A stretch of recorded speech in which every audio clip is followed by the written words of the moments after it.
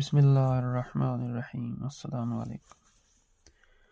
رضائے الہی اور قضائے الہی میں کیا فرق ہے؟ بعض لوگ میت کا اعلان کرتے وقت کہتے ہیں فلاں شخص رضائے الہی سے فوت ہو گیا، حالانکہ کہنا یہ چاہیے کہ فلاں شخص قضائے الہی سے فوت ہو گیا، اس لیے کہ قضاء اور رضا میں بڑا فرق ہے۔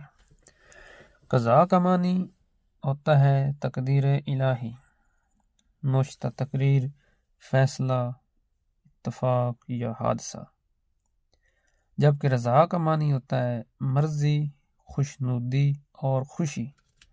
لہٰذا جب اللہ تعالیٰ کسی کے بارے میں فیصلہ نافذ کرتا ہے تو اس کو قضاء کہتے ہیں، اور جب کسی کام کی وجہ سے راضی ہوتا ہے تب اس وقت اس بندے پر رضا الہی کا ظہور ہوتا ہے، جیسا کہ ارشاد باری تعالیٰ ہے رضی اللہ عنہم ورضوا عنہ، اللہ ان سے راضی ہوا اور وہ اللہ سے راضی، اللہ ان سے راضی اور وہ اللہ سے راضی۔ ایک اور مقام پر فرمایا لقد رضی اللہ عن المؤمنین، بے شک اللہ راضی ہوا ایمان والوں سے۔ سورۃ الفتح کی آیت نمبر 18 ہے۔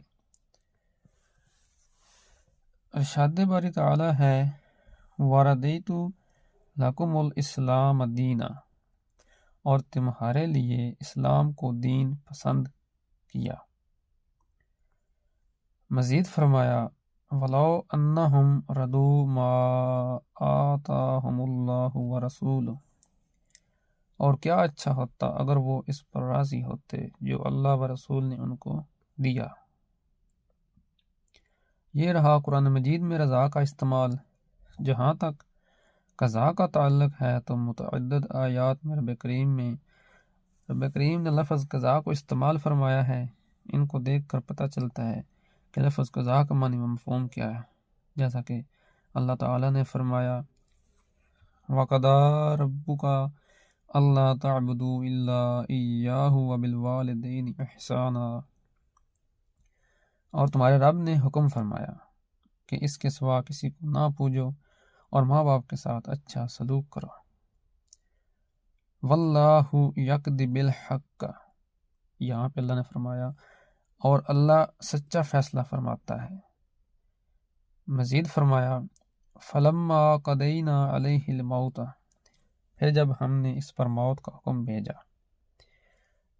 ان تمام آیات بینات سے رضا اور قضاء کا معنی کھل کر سامنے آتا ہے۔ رضا سے اللہ تعالیٰ کی مرضی، رضامندی اور خوشنودی مراد ہے، جبکہ قضاء سے تقدیر، فیصلہ اور موت مراد ہے۔ قرآن مجید کی متعدد آیات میں موت کو لفظ قضاء سے یاد فرمایا گیا، لیکن کچھ لوگ موت کو رضائے الہی کی طرف منسوب کرتے ہیں اور بانگ دہل کہتے ہیں کہ فلاں رضائے الہی سے فوت ہو گیا، حالانکہ موت رضائے الہی سے نہیں قضائے الہی سے واقع ہوتی ہے۔